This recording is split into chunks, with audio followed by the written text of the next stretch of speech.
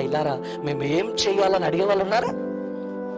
ఏమంటే ఆ రోజు వాళ్ళ హృదయంలో పొడవబడ్డాయి కనుక, వాళ్ళు బ్రతుకును దిద్దుకునే వాళ్ళు కనుక ఏం చెయ్యాలి మేము?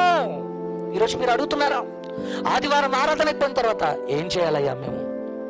ఒక తరగతి అయిపోయిన తర్వాత అయితే నేను తప్పు చేశాను, నాకు అర్థమైంది, నేనేం చెయ్యాలని అడుగుతున్నారా? ఆ రోజు బ్రతుకును దిద్దుకోవడానికి వచ్చిన వాళ్ళు అంటున్న మాటలు ఏం తెలుసా?